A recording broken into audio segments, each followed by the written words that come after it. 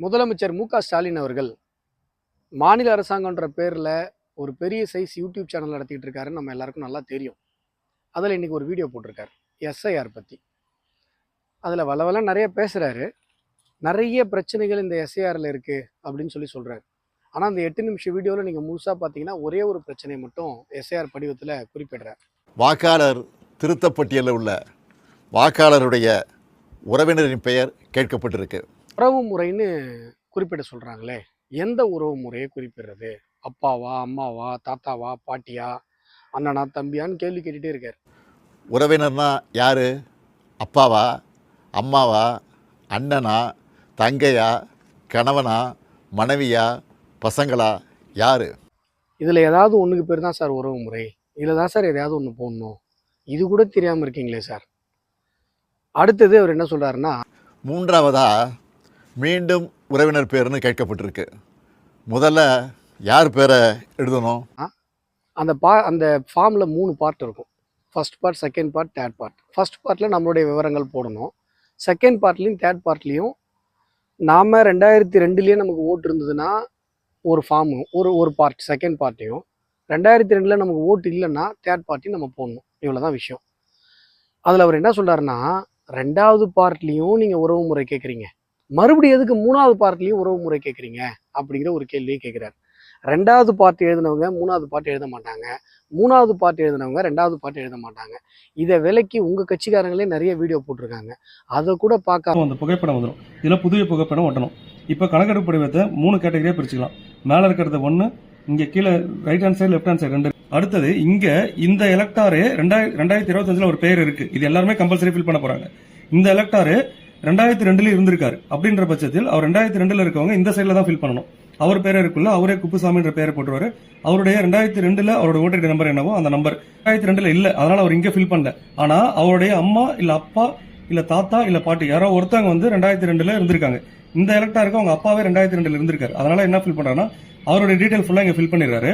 Fill பண்ணதுக்கு அப்புறம் அவருடைய உறவினர் இங்க பாருங்க, முந்தைய தீவிர திருத்தத்தின் வாக்காளர் பட்டியலில் உள்ள வாக்காளரின் உறவினர் பேர்னா இவருக்கு உறவினர்ன்றது யார்? அப்பா தான். தமிழ்நாட்டில் இருக்கிற எல்லாருக்குமே, பாமர மக்களுக்கு கூட இந்த விஷயம் ரொம்ப தெளிவாக புரியுது. ஆனால் நம்முடைய முதலமைச்சர் மு.க.ஸ்டாலின் அவர்கள் படித்த பெரிய பதவியில் இருக்கவங்களுக்கு கூட இது தலை சுத்தலாக இருக்குது அப்படின்னு சொல்கிறாரு. எனக்கு தெரிஞ்சு தமிழ்நாட்டிலேயே இந்த சாதாரண ஒரு படிவம் தலை சுத்தலை ஏற்படுத்தியிருக்குன்னா அது நம்முடைய முதலமைச்சருக்கு மட்டும்தான் ஏற்படுத்தியிருக்கு. நல்லா படித்து அறிவார்ந்த பெரும் பொறுப்புகள் இருக்கக்கூடியவங்க கூட இந்த கணக்கீட்டு படிவத்தை பார்த்தா அவங்களுக்கு தலை சுற்றிடும். எங்களுக்கு என்ன தமிழக மக்களுக்கு சந்தேகம் அப்படின்னு சொன்னால், எங்கள் எல்லாராலையும் சாதாரணமாக பூர்த்தி செய்ய முடிகிற இந்த படிவத்தை பார்த்தே உங்களுக்கு தலை சுற்றுது அப்படின்னு சொன்னால், அரசு ஆவணங்கள்லாம் எப்படி சார் பார்த்து நீங்கள் கையெழுத்து போடுறீங்க? உங்ககிட்ட ஆட்சி 4.5 வருஷமாக இருக்குன்னு நினச்சி தான் நாங்களாம் பயந்துட்டு இருக்கோம். எதிர்க்கட்சிகளை சேர்ந்த சில அதி மேதாவிகள் இந்த எஸ்ஐஆர் பணியை நடைமுறைப்படுத்துவது மாநில அரசின் பணியாளர்கள் தான், அப்புறம் ஏன் திமுக எதிர்க்கணும்னு புரிதலற்ற உண்மைக்கு புறமான விவரங்களை வச்சு பேசுகிறாங்க. ஒரு பணியாளரை தேர்தல் ஆணையம் தன்னுடைய பணிக்காக எடுத்த நொடியிலிருந்து அவர் தேர்தல் ஆணையத்துக்கு கட்டுப்பட்டு தான் செயல்படுவாரை ஒழிய மாநில அரசோட கட்டுப்பாட்டில் இருக்க மாட்டார். அதே போல் எதிர்க்கட்சிகள் எல்லாம் ஒரு குற்றச்சாட்டு வைக்கிறாங்க. மாநில அரசினுடைய அதிகாரிகள் தானே இப்போ எலெக்ஷன் கமிஷனில் இந்த ஒர்க்கை பார்க்குறாங்க அப்படின்னு சொல்கிறாங்க. ஆனால் அவங்கெல்லாம் எலெக்ஷன் கமிஷன் கண்ட்ரோலுக்குள்ளே வந்துடுறாங்களே அப்படின்னு சொல்கிறார். சார், கண்ட்ரோலுக்குள்ளே வந்துடுறாங்க, ஆனால் யாருடைய பர்மனன்ட் ஸ்டாஃப் அவங்க? இப்போ நீங்களே குறிப்பிடுறீங்க இஆர்ஓ யாரை போடுறாங்க? தாசில்தார், டிஆர்ஓவை போடுறாங்க. அவங்கெல்லாம் யாருடைய அதிகாரிகள்? இந்த ப்ராசஸ் முடிஞ்சதுக்கப்புறம் திருப்பி அவங்க யார்கிட்ட வர போகிறாங்க? இல்லை பர்மனெண்ட்டாக யார்கிட்ட அவங்க சேலரி வாங்க போகிறாங்க? யாருடைய ஸ்டாஃப் அவங்க? எந்த மினிஸ்டர் கீழே அவங்க கண்ட்ரோலில் இருக்க போகிறாங்க? எந்த கலெக்டர் வர போகிறாங்க? இதெல்லாம் தான் எதிர்க்கட்சிகள். தொகுதியோட வாக்காளர் பதிவு அதிகாரி, அதாவது இஆர்ஓ கையில் தான் இந்த முடிவு இருக்குது. அப்போது குறிப்பிட்டு மக்கள், ஒரு ஏழை மக்களுடைய வாக்குகள் இதில் இடம்பெறாமல் போயிடும் அப்படின்னு சொன்னால், இவர்கள் எல்லாம் அதை செய்ய போகிறார்களா அப்படிங்கிறது தான் கேள்வி. இந்த கேள்விக்கு பதில் சொல்லாமல் தான் நீங்கள் ஏதோ சொல்லிட்டு இருக்கீங்க. படிவத்தில் வாக்காளரோட புகைப்படத்தை அச்சிட்டு தற்போதைய புகைப்படத்தை ஒட்டணும்னு சொல்லப்பட்டிருக்கு. ஆனால் மாநில தேர்தல் ஆணைய அதிகாரி என்ன சொல்லுகிறார்? உங்களுக்கு விருப்பம் இருந்தால் ஒட்டலாம்னு அரசியல் கட்சிகள் கலந்துக்கிட்ட கூட்டத்தில் சொல்லியிருக்கிறார். இது இன்னொரு இடியாப்பு சிக்கல். ஒருவேளை ஃபோட்டோ ஒட்டலைன்னா என்ன நடக்கும்? வாக்குரிமை பறிக்கப்படுமா படாதா? ஃபோட்டோ கொடுக்காம போயிட்டா ஓட்டு எங்கே வராமல் போயிடுமோ அப்படின்லாம் பயமுறுத்துறாரு. ஒரு முதலமைச்சர் ஒரு பொறுப்பான ஒரு பதவியில் இருந்துக்கிட்டு இது மாதிரி தேவையில்லாத பீதியெல்லாம் மக்கள்கிட்ட கிளப்பலாமா? நீங்கள் இருக்கிற ஒரு பொறுப்புக்கு அது அழகா?